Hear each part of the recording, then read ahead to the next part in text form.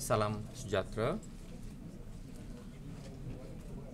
Belanjawan 2023 merupakan respons kerajaan terhadap cabaran-cabaran global serta dalam negeri seperti dititikberatkan ekonomi dunia pada tahun ini. Hutang negara yang kian meningkat dan kemerosotan pentadbiran negara yang telah memberi impak kepada daya saing yang lemah dan karena birokrasi dan juga rasuah. Menerusi Belanjawan 2023, Kerajaan Perpaduan komited untuk memastikan kebajikan dan kesejahteraan rakyat Malaysia, termasuk kepentingan jangka panjang negara selaras dengan prinsip madani.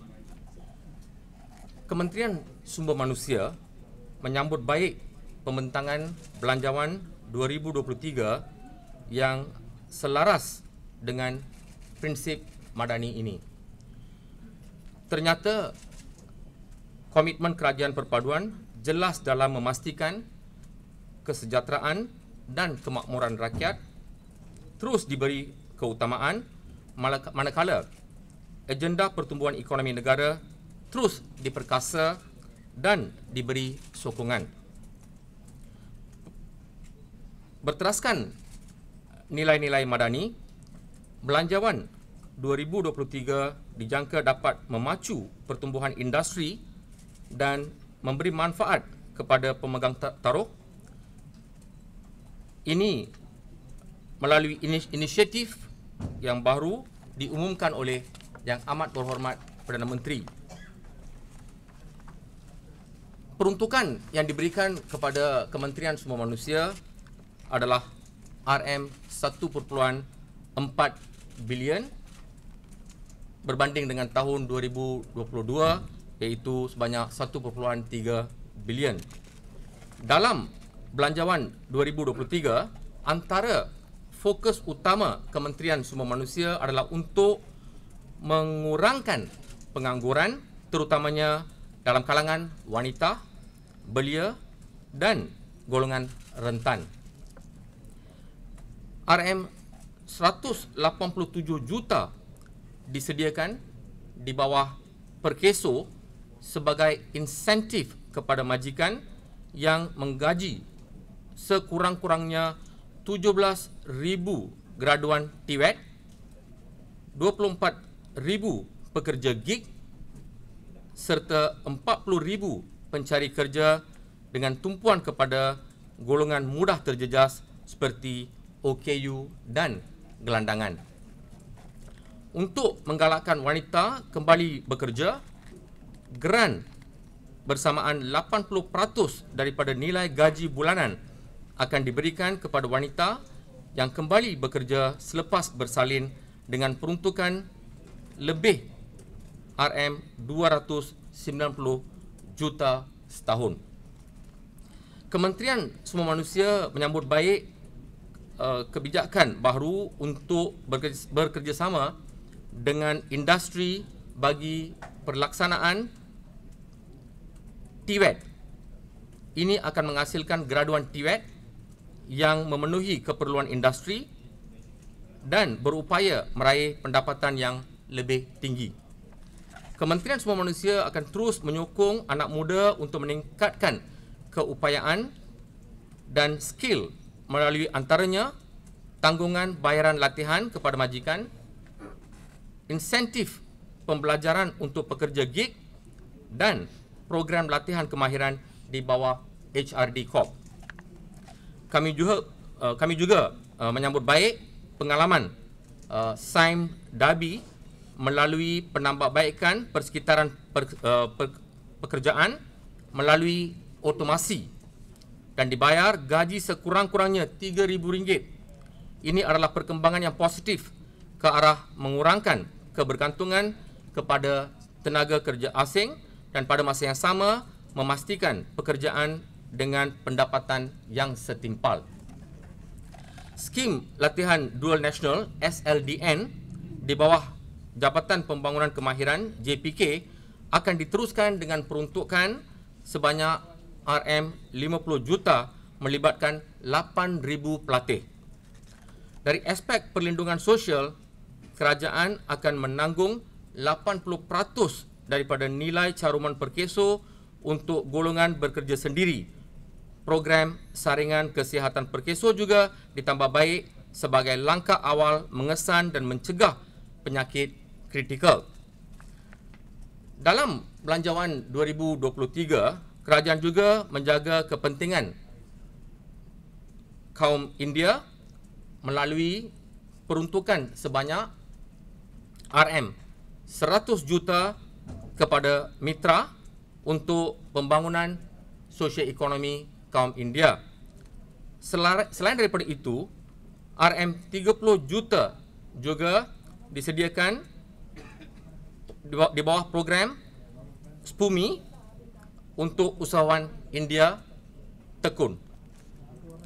Dan sebanyak RM50 juta bagi penyelenggaraan rumah ibadat bukan Islam. Sekian, terima kasih.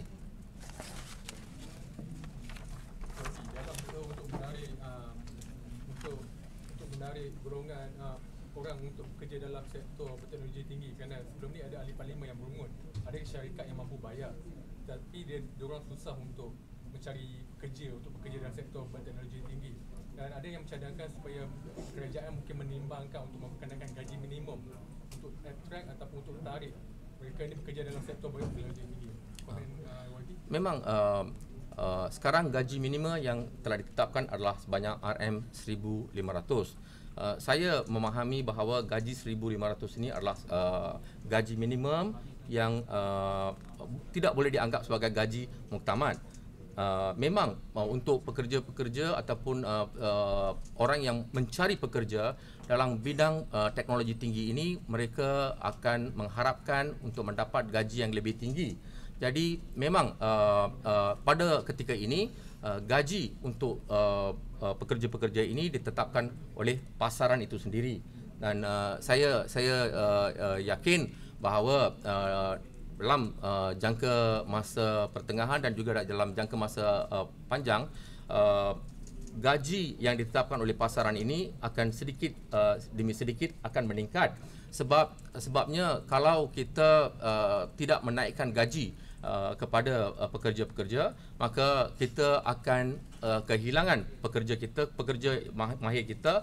Mungkin mereka akan tinggalkan negara kita dan mereka akan pergi ke negara-negara lain untuk mencari pendapatan yang lebih tinggi setimpal dengan kemahiran dan pendidikan yang mereka ada. Jadi ini akan secara langsung akan memberi tekanan kepada majikan-majikan untuk menaikkan gaji pekerja itu pada masa akan datang. Pembangkang ada yang mengatakan dia orang berlumut tak diperuntukkan untuk pembangkang. Bagi dia ada maklumat pembangkang akan dapat untuk Saya tak ada apa-apa maklumat berkaitan perkara ini.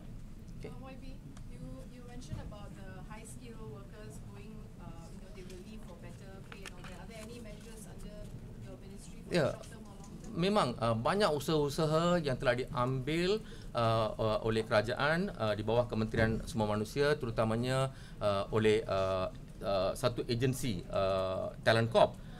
Mereka sedang berusaha untuk membawa pulang pekerja-pekerja ataupun pakar-pakar yang bekerja di negara-negara lain.